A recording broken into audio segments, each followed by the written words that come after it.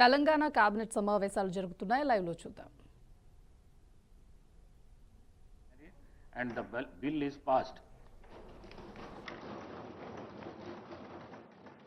Now I request the Minister for Health and Medical to move the motion for leave to introduce the Telangana Allopathic Private Medical Care Establishment Registrations and Regularization Repeal Bill 2025. Honorable Speaker, sir, I beg to move for leave to introduce the Telangana Allopathic Private Medical Care Establishments Registration and Regulation Repeal Bill 2025. 25, sir. Motion moved. The question is that the Telangana Allopathic Private Medical Care Establishment Registrations and Regularization Repeal Bill 2025 be introduced. Those who are for the motion, please say ayes. Those who are against, please say no. Ayes have it, ayes have it. The motion is carried and the bill is introduced. Now I request the Minister for Health and Medical to move the motion for taking into consideration of the Telangana Allopathic Private Medical Care Establishment Registration and Regulations Repeal Bill 2025. Honorable Speaker, sir, I beg to move for taking into consideration of the Telangana Allopathic Private Medical Care Establishments Registration and Regulation Repeal Bill 2025. Motion moved. Now the discussion consideration of the bill.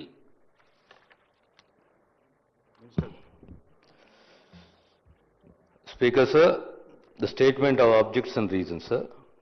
The erstwhile Andhra Pradesh government enacted the Andhra Pradesh Allopathic Private Medical Care Establishments Registration and Regulation Act 2002 to provide for registration and regularization of private medical care establishments in the state of Andhra Pradesh and for the matters connected therewith. The said act was in force in the combined state of Andhra Pradesh as on 2/6/2014 and has been adopted to the state of Telangana under the section 101 of Andhra Pradesh Reorganization Act 2014. Wide notification issued in GOMS number 111 Health, Medical and Family Welfare Department dated 29/12/2015. The government of Telangana have adopted the Clinical Establishment Act, Registration and Regulation 2010 Central Act number 23 of 2010 in its application to the state of Telangana by passing a resolution in the Legislative Assembly on 25/3/2017 and in the Legislative Council on 27/3/2017 under the Clause 1 of the Article 252 of the Constitution of India, and the same has been informed to the Government of India by letter dated 5/2/2022. Subsequent to the adoption of the Clinical Establishment Registration and Regulation Act 2010, Central Act 23 of 2010 to the state of Telangana, the purpose of the Telangana Allopathic Private Medical Care Establishments Registration and Regulation Act 2002, Act 13 of 2000 has become obsolete. Therefore, the government have decided to repeal the Telangana Allopathic Private Medical Care Establishments Registration and Regulation Act 2002, Act number 113 of 2002 in its application to the state of Telangana, so as to apply the provisions of the Clinical Establishment Registration and Regulation Act 2010, Central Act 23 of 2010 to the state of Telangana. This bill seeks to give effect to the above decision, sir.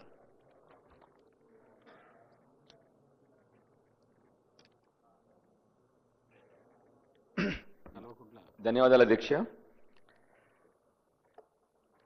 ఎప్పుడు మా ఆరోగ్య శాఖ మంత్రి గారు ఏం bill తీసుకొచ్చినా, ఏం act తీసుకొచ్చినా మా పార్టీ వైపు నుంచి ఎప్పుడు వారికి సంపూర్ణంగా మద్దతు తెలుపుతూనే ఉన్నాం సార్. ఇవాళ కానీ బాధతో చెప్తా ఉన్నాను సార్, ఇవాళ పొద్దున్న నుండి ఆరోగ్యశ్రీ సేవలు బంద్ అయిపోయినాయి. మంత్రి గారికి తెలుసు ఆ విషయం. అధ్యక్ష, ఆ రోజు 5 లక్షలది 10 లక్షలు చేసినాం ఆరోగ్యశ్రీకి అని చెప్పి పెద్ద పెద్ద మాటలు మాట్లాడినాం సార్. మనం ఈ అసెంబ్లీలో కూడా మాట్లాడినాం అధ్యక్ష. కానీ అధ్యక్ష, 5 లక్షలది ₹1 కోటి చేసినామా, 5 లక్షలది 20 కోట్లు చేసినామా అనేది కాదు అధ్యక్ష. కనీస బిల్లు ఇవ్వట్లేదు. ఆరోగ్య శాఖ మంత్రి గారేమో నేను ఎప్పుడు పోయినాను ఏ విషయంలో అయినా కూడా పాపం వారు సంపూర్ణంగా నాకు మద్దతు ఇస్తూ ఉంటారు. డాక్టర్ సంజయ్ గారు చెప్పిన సమస్య వెంటనే తీర్చాలని చెప్తారు. మరి ఎక్కడి నుంచి ప్రాబ్లం వస్తా ఉందో నాకు అర్థమవట్లేదు అధ్యక్ష. ఇవాళ మనం ఇప్పుడు ఇవాళ private medical care establishments act గురించి మనం ఇవాళ డిస్కస్ చేస్తున్నాం, లా రిపీల్ చేస్తున్నాం. ఇష్యూ ఏంటంటే అన్ని ప్రైవేట్ మెడికల్ హాస్పిటల్స్ ఇవాళ అసలు ట్రీట్మెంట్ ఇవ్వడం బంద్ చేసిన తర్వాత what are we talking about? మనం ఏం మాడుతున్నాం ఇంకా ఇప్పుడు మనం ఇక్కడ కూర్చొని? కనీసం వాళ్ళ బిల్లులు ఇవ్వలేదు, హాస్పిటల్స్ ఎట్లాగూ సర్వ్ చేయట్లేదు. మనకు హాస్పిటల్ సర్వ్ చేయనప్పుడు what are we talking about అధ్యక్ష?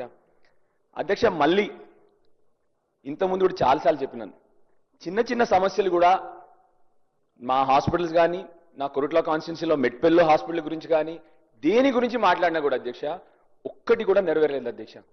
ఇదే సమస్య నేను డే 1 ఈ అసెంబ్లీలో ఆ కాలు పెట్టినప్పుడు చెప్పిన సమస్యలు ఇవాళ 22 నెలల తర్వాత కూడా సిమిలర్ సమస్యలు ఉన్నాయి అధ్యక్ష. అధ్యక్ష, ఇవాళ ఎంత బాధాకరం అంటే అధ్యక్ష, మళ్ళీ ఈ మధ్యనే నేను చాలా ఏళ్ల తర్వాత అధ్యక్ష మంచం పట్టిన మాన్యం అని న్యూస్ చూసి చదివాను అధ్యక్ష. మళ్ళీ మాకు చిన్న ఉన్నప్పుడు చెప్పారు అధ్యక్ష ఆ న్యూస్ గురించి. ఇన్ని సంవత్సరాలు పోయింది అధ్యక్ష. ఎక్కడ ఈ ప్రాబ్లం వస్తా ఉంది అధ్యక్ష? ఎందుకంటే నాకు తెలుసు ఆరోగ్య శాఖ మంత్రి గారు అన్ని విషయాల్లో తన పాపం ముందలకు పరిగెడతా ఉంటారు. మరి తనని ఎవరు ఆపుతున్నారా? తనకు సంబంధించిన బిల్లులు ఎవరైనా ఇవ్వట్లేదా? తనకు సంబంధించిన ఫైనాన్షియల్ బిల్స్ ఆపేస్తా ఉన్నారా? ఆరోగ్య శాఖ మంత్రి గారిని ముందరికి వెళ్ళనీయకుండా చేస్తా ఉన్నారా అని నాకు డౌట్ వస్తుంది అధ్యక్ష.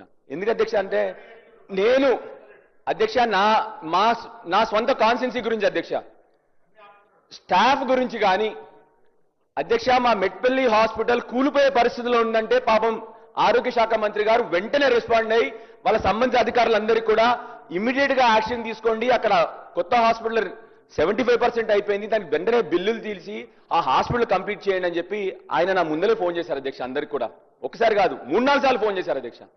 మరి అయినా కూడా ఒక్క ఇటుక పిల్ల పేర్చలేదంటే ఏమి జరుగుతా ఉందో మీరు దయచేసి మీరు ఒకసారి స్పీకర్ గారు మీరు కూడా ఒకసారి దీనిలో జోక్యం చేసుకోవాలని చెప్పి, మీరు పెద్దల అధ్యక్ష, మీరు ఏది చూసినా మానవీయ కోణంతో చూస్తారన్న విషయం నాకు బాగా తెలుసు స్పీకర్ గారి గురించి. మీరు కూడా ఒకసారి ఈ విషయంలో మీరు కూడా ఇన్వాల్వ్మెంట్ తీసుకొని సంబంధిత ఆరోగ్య శాఖ మంత్రి గారిని అదేవిధంగా ఫైనాన్స్ మంత్రి గారిని కూడా మనం అందరి మీటింగ్ పెట్టి దయచేసి రిక్వెస్ట్ అధ్యక్ష. మళ్ళొక విషయం అధ్యక్ష, మళ్ళీ మొన్న అధ్యక్ష నేను ఇక్కడికి వస్తా ఉంటే మా ఆశా వర్కర్లు అందరూ నా ఇల్లు చుట్టుముట్టినారు అధ్యక్ష. ఇవాళ కూడా అరెస్ట్ చేసినారని ఇప్పుడే నాకు న్యూస్ వస్తా ఉంది అధ్యక్ష. ఆ రోజు శ్రీధర్ బాబు గారు చెప్తా ఉన్నారు అధ్యక్ష, మేము గవర్నమెంట్ లో ఉన్నప్పుడు అధ్యక్ష 2,500 జీతాన్ని అధ్యక్ష 10,000 జీతం చేసినాం అధ్యక్ష. కేసీఆర్ గారు ప్రభుత్వంలో ఉన్నప్పుడు అధ్యక్ష మీరు 18,000 చేస్తా అని చెప్పారు. మీరు ఏదో చెప్పారని చెప్పట్లేదు నేను, ఎందుకంటే ఇవాళ ప్రతి ఒక్క పని గ్రౌండ్ మీద మనం ఆశా వర్కర్తో చేయిస్తున్నాం కాబట్టే వాళ్ళ జీతం పెంచమని చెప్తున్నాను అధ్యక్ష. దే డిజర్వ్ ఇట్ అధ్యక్ష. మీరు పెంచుతా అన్నారు, మేము అయినా కూడా మీరు ఎట్లాగో మేనిఫెస్టోలో పెట్టి చాలా చేయలేదు, మేమే దానిలో పోము. నేను ఎందుకు చెప్తాను అధ్యక్ష అంటే గ్రౌండ్ మీద ఇవాళ ఏ పని జరిగినా ఆశా వర్కర్తోనే ఈ ప్రభుత్వం చేపిస్తా ఉంది. ఫీల్డ్ విజిట్స్ కానీ ఫీవర్ విజిట్స్ కానీ అన్నీ కూడా ఆశా వర్కర్లతో చేపిస్తాను అధ్యక్ష. దయచేసి మిమ్మల్ని రిక్వెస్ట్ చేస్తా ఉన్నాను, వెంటనే ఇక్కడ ఫైనాన్స్ మినిస్టర్ గారు ఉన్నారు కాబట్టి వారికి కూడా రిక్వెస్ట్ చేస్తాను అధ్యక్ష, వెంటనే ఆరోగ్యశ్రీ బిల్లులు ఇప్పించి పేషెంట్లకు కష్టం కాకుండా అన్ని హాస్పిటల్స్ వల్ల బంద్ అయ్యే పరిస్థితికి వచ్చిందంటే మీరు అర్థం చేసుకోవాలి అధ్యక్ష. అదేవిధంగా ఆశా వర్కర్ల జీతాల అధ్యక్ష చిన్న బాధాకరం, ఇది ఆరోగ్య శాఖ మంత్రి గారికి.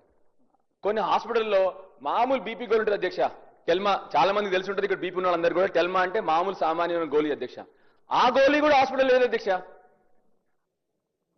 దయచేసి మిమ్మల్ని రిక్వెస్ట్ చేస్తా ఉన్నాను అధ్యక్ష. మేము అధ్యక్ష చిన్న విషయం అధ్యక్ష, జనగాంలో సిటీ స్కాన్ మెషిన్ వచ్చి 3 నెలలు అయిపోయింది అధ్యక్ష. కనీసం ఇన్స్టలేషన్ స్టార్ట్ అవడం కూడా అవ్వట్లేదు అధ్యక్ష. 3 months అయిపోయింది అధ్యక్ష. దయచేసి ఆరోగ్య శాఖ మంత్రి గారిని ఇండిపెండెంట్ గా పెట్టి వారి పనులన్నీ జరిగేటట్టు, అదేవిధంగా ఎందుకు చెప్తాను అధ్యక్ష, మళ్ళీ ఇప్పుడు వైరల్ ఫీవర్ స్టార్ట్ అయింది అధ్యక్ష. సీజనల్ వ్యాధులు స్టార్ట్ అవుతాయి, వర్షాలు పడినాయి, వరదలు వచ్చినాయి, 100% సీజనల్ వ్యాధులు స్టార్ట్ అయినాయి. మందులు లేవు, కనీసం మందులు లేవు హాస్పిటల్లో, కనీస సౌకర్యాలు లేవు అధ్యక్ష. మా కొరుట్ల హాస్పిటల్ అధ్యక్ష 100 పడకల ఆసుపత్రి అధ్యక్ష. ఆరంభించి 2 సంవత్సరాలు అయింది అధ్యక్ష. హాస్పిటల్ ఖాళీగా పడింది అధ్యక్ష. ఒక్క స్టాఫ్ లేదు అధ్యక్ష. నేను ఇప్పటికి దాని గురించి చాలాసార్లు రిక్వెస్ట్ చేసిన అధ్యక్ష. అంటే మీరు అర్థం చేసుకోండి అధ్యక్ష, ఇప్పుడు సీజనల్ వ్యాధులు వస్తూ ఉన్నాయి. అంటే మన ప్రైవేట్ హాస్పిటల్ బిల్ యాక్ట్ గురించి మనం మాట్లాడుతూ ఉన్నాం. మన గవర్నమెంట్ హాస్పిటల్ని మాత్రం స్ట్రెంగ్తన్ చేసుకోవట్లేదు అధ్యక్ష. 2 ఏళ్ళైంది 100 పడకల ఆసుపత్రి ఓపెన్ చేసి, దాంట్లో ఇప్పటివరకు స్టాఫ్ కూడా ప్రొవైడ్ చేయలేని పరిస్థితి అధ్యక్ష. అధ్యక్ష, మళ్ళీ ఒకసారి మీ ద్వారా రిక్వెస్ట్ చేసేది, చిన్న చిన్న కష్టాలు ఇప్పుడు, ఎందుకంటే ప్రజలకి మళ్ళీ ప్రైవేట్ హాస్పిటల్ వైపు పోతా ఉన్నారు. ప్రైవేట్ హాస్పిటల్ పోతే మళ్ళీ మీకు తెలుసు, ఆల్రెడీ రాష్ట్రం గత 3 నెలల నుంచి డిఫ్లేషన్లో ఉంది. రాష్ట్రంలో ఆదాయం పడిపోయింది, ప్రజల దగ్గర డబ్బులు లేవు. మళ్ళీ వాళ్ళందరినీ కూడా మనం ప్రైవేట్ హాస్పిటల్ పంపించే పరిస్థితి రాకూడదు అధ్యక్ష. దయచేసి వెంటనే గవర్నమెంట్ దీని మీద యాక్షన్ తీసుకోవాలని చెప్పి మీ ద్వారా ప్రభుత్వాన్ని రిక్వెస్ట్ చేస్తాను అధ్యక్ష. ధన్యవాదాలు అధ్యక్ష, ఈ అవకాశం ఇచ్చినందుకు అధ్యక్ష.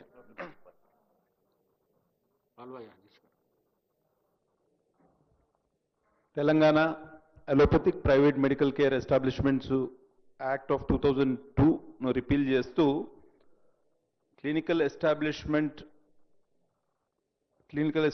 Act of 2010, central act 23 of 2010 దీన్ని అమలు చేస్తున్న మంత్రి గారికి, ఆ పాత 2002 యాక్ట్ను రిపీల్ చేస్తూ ఈ క్లినికల్ ఎస్టాబ్లిష్మెంట్స్ యాక్ట్ను తెలంగాణ వ్యాప్తంగా అమలు చేయడానికి ఈ అమెండ్మెంట్ తీసుకొస్తే, బిల్ని రిపీల్ చేయడానికి ఏదైతే చట్టం తీసుకొస్తున్నారో మంత్రి గారికి మద్దతు తెలుపుతూ 1-2 అంశాలు. క్లినికల్ ఎస్టాబ్లిష్మెంట్ యాక్ట్ వలన చాలా అడ్వాంటేజెస్ కూడా ఉన్నాయి సార్. వైద్య సంస్థలు, డాక్టర్ల మీద పెద్ద ఎత్తున దాడులు జరుగుతున్న దాఖలాలు కూడా మనం చూస్తున్నాం.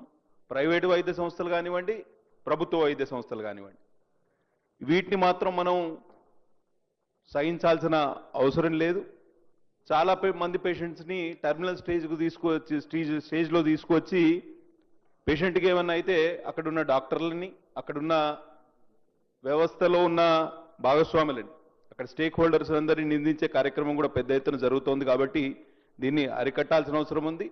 I request the honourable minister to implement this clinical establishments act in letter and spirit అధ్యక్ష. అట్లనే ఇవాళ మొన్న రీసెంట్గా ఒక వారం రోజుల క్రితం కాగజ్నగర్లోని సిహెచ్సి కమ్యూనిటీ హెల్త్ సెంటర్కి వెళ్తే అక్కడ క్లాస్ 4 ఎంప్లాయీస్, ఎవరైతే అవుట్సోర్సింగ్ ఎంప్లాయీస్ ఉంటారో, అటెండర్స్, చిన్న చిన్న స్కావెంజర్స్, స్వీపర్స్, వాళ్ళకి ఒక 6 నుంచి 8 నెలలుగా జీతాలు ఇవ్వట్లేదు అవుట్సోర్సింగ్ ఏజెన్సీ వాళ్ళు.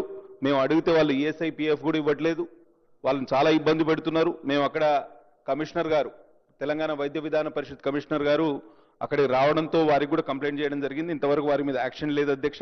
కాబట్టి అవుట్సోర్సింగ్ ఎంప్లాయీస్ విషయంలో కూడా, ఎందుకంటే వాళ్ళు 10-12 వేల రూపాయలతోటే వాళ్ళ జీవనం సాగించాలి, చాలా దుర్భరమైన పరిస్థితుల్లో ఉన్నారు. కాబట్టి ప్రభుత్వం ఒక విధానపరమైన నిర్ణయం తీసుకొని వాళ్ళందరికీ ఏదైతే end of the month or first week off the next month వాళ్ళకందరికీ జీతాలు ఇచ్చే ఏర్పాటు చేయాలని విజ్ఞప్తి చేస్తూ సెలవు తీసుకుంటున్నా. ధన్యవాదాలు అధ్యక్ష.